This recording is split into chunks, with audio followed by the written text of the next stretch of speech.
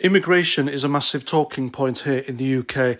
It was the main reason people voted for Brexit back in 2016, and it's still a huge hot topic because immigration, whether you like it or not, it affects this country. There are people here who have valid concerns, people like myself, who's all for immigration, real refugees coming over, helping them out, and doing everything sensibly and properly, vetting people so we know who the hell we're letting into the country, but also recognising the fact that this island isn't big and letting in too much is just going to swamp us. My concern has nothing to do with the colour of their skin, their demographic, religion, etc. But I do have valid concerns, I believe, about culture and behaviour. If you come here, contribute to our society, integrate and abide by the law, and especially don't expect this country to bend over backwards to your whim, then you are more than welcome. However, if you cross several safe countries, if you pay criminal gangs to get yourself an unseaworthy dinghy and come here illegally, don't reveal the truth about yourself to the authorities. Come here and commit crime, not integrate, and expect the country to bend over backwards to your whims, then I think it's reasonable for me to be completely against you coming here. So it shouldn't be a surprise to my viewers that I am all for the Rwanda plan. Now, the Rwanda plan is a scheme by the government where they said they would round up all the illegal immigrants and ship them off to Rwanda, where these people can be vetted properly to weed out the economic migrants from the real refugees. And I'm going to suggest here that the real refugees are in the minimum. And if real refugees want help from Great Britain, then fine, help them out. I don't think I'm being unreasonable. But sadly, the Rwanda plan was it's a bullshit, isn't it, really? I mean, if it was to be implemented properly, then it would happen just as I mentioned. They would all get rounded up, shipped to Rwanda, weeded out, and there we go. You know, everyone's a winner. Now, as I mentioned earlier, if it was to be implemented properly, then as soon as these illegal migrants cross the channel in their unseaworthy dinghies, the authorities would round them up, ship them off to Rwanda, vet them properly, and weed out the real refugees from the economic migrants. Now, when I say vet properly, I mean find out who the hell these people really are, because we don't know. There is video evidence of them being filmed on their dinghies on the channel, and they're throwing their paperwork over the overboard into the channel.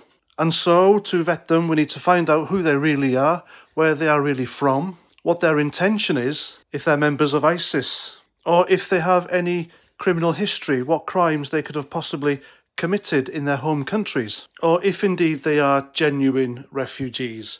All this stuff must be considered. And in my opinion, and I believe millions of others like me here in the UK, for the UK government, for the authorities, the border authorities, just to accept these people en masse and not correctly vet them, puts the UK people at risk. And it is worth noting, folks, that the Manchester bomber was picked up by the Royal Navy. There are many risks involved just to allow mass, unchecked, unvetted migration. Now, this Rwanda plan could also be a distraction because the Conservative Party, or the so-called Conservative Party, they're currently going down the pan. I don't believe they will win the next election, and there's a huge danger that we'll have a socialist Labour government at the next election, and that could spell disaster. Because Labour, left-wingers, they don't believe in vetting migrants, they believe in open borders. Lefties in general, they don't believe in borders, they want open borders. But for some reason they got a problem with the bear crossing over into the blue and yellow country. So anyway, this Rwanda plan could be a ploy by Boris Johnson and the fake Conservatives to bring back the right-wingers, the true Conservatives, the centrists, who are ditching the Conservative Party in droves because, let's face it, Boris Johnson is a socialist, and his lefty wife is pushing for him to implement green policies. And never mind the fact that Boris Johnson is actually quite shit at his job, and to be honest, he's quite embarrassing. And then, of course, there's Rishi Sunak, a guy who is still in a job that allows him to be in a great position to ensure the safety of his and his wife's millions, while doing absolutely fuck all about the rising cost of living crisis. So as I mentioned, the Rwanda plan could be a desperate ploy to bring back voters. But even if the Conservatives did do this seriously, and they're not, by the way, because there's a plane leaving for Rwanda next week and it's going to have like a handful of illegal migrants on it. Now, considering Britain has been having thousands of these illegal migrants crossing the channel and are still crossing, it's just not enough. These planes should have been packed full and flying since day one when the idea first came up, but it hasn't. And of course, there's the lefties, there's Twitter, there's the mainstream media, there's out-of-touch lefty celebrities who have been quite vocal against this whole idea of shipping illegal migrants to a country that's quite safe. And to be honest with you, Rwanda is a place where I would consider taking my family on holiday to, because it's one of the safest countries in Africa. So it's not like they're going to be flown into some squalid conditions and into slavery or treated like crap and living in poverty and exploited. From what I've seen, they're going to be given plush hotel rooms. So apart from the lefties on social media, Twitter, the mainstream media, lefty out-of-touch celebrities, you've also had civil servants who are meant to work for the Home Secretary, Priti Patel, threatening to not do as she asks and sabotage the whole thing. So there we go, folks, unelected bureaucrats in the civil service dictating a democratically elected MP, Member of Parliament, about government policy. How disgusting is that? But that's not the end of it, because now we've got Prince Charles. He has apparently been vocal about it. And I would believe Prince Charles would have said this because the guy is a known meddler in politics. He has tried various times throughout the years to dictate, influence and lobby MPs into implementing green policies and policies that help him out. But thankfully, when news of this came out, when he was trying to influence and lobby politicians, they all told him to fuck off. But that didn't stop him, and he's done it again because he thinks the government's plan to send illegal migrants to Rwanda is awful. And Nigel Farage is absolutely right when he said on Twitter that if Prince Charles doesn't want the royal family to be destroyed, then he would do well to shut up and keep his opinions to himself. Yes, I know people are allowed their opinions. I'm all for free speech.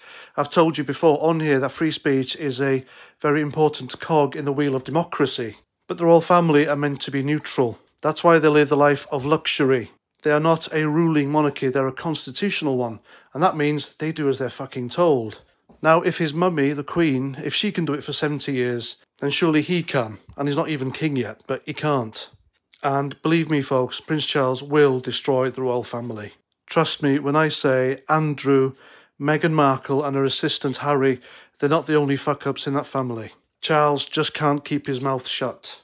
And unless he's willing to house them in one of the many palaces the royal family have, then he really ought to shut up. And then yesterday afternoon, there was footage from Peckham in London where where officers from the Met Police were called to Evan Cook Close after there were reports of protesters obstructing immigration officers because they'd gone there to arrest a guy who had apparently overstayed his visa, and so it was the immigration enforcement officers who went there to arrest this Nigerian man. But somehow a group called the South London arm of Stand Up to Racism found out about this and they surrounded the van. Just like what happened in Glasgow, I think it was last year, where Scottish lefties just surrounded a van and stopped the immigration officers there from detaining and deporting 3 men who were suspected of committing immigration crimes. So after about half an hour, there was a scuffle. The police just let this guy go. They let him go. The police were stopped from doing their job by an unruly mob. Basically, lefties, woke wankers who think they know better. And this has to stop. Now, I doubt very much that these people, this Stand Up to Racism gang, this mob, knew anything about the guy that the immigration officers were trying to detain and deport. Why would he overstay his visa? Is it that hard to go to a consulate or somewhere to extend that visa? Why doesn't he want to go back to Nigeria? And now this man, it could be a woman actually, you can't see who it is in the footage on Sky News, but this person is now freely walking among us. And I doubt very much that the police would allow Tommy Robinson to go free just like that if the van was surrounded by his supporters. Because I can promise you now, they would send out everything, armed to the teeth, including Antifa, maybe Black Lives Matter, Momentum, Hate Not Hope, and other lefty extremists to ensure that Tommy Robinson stays nicked and goes to jail. And it really sends a chill down my spine. It gets me really concerned when I see the police bend the knee and just do as they're told by these socialists, these commies, these Marxists, these people who have no regard whatsoever for our country or our people, regardless of colour, demographic, race, etc.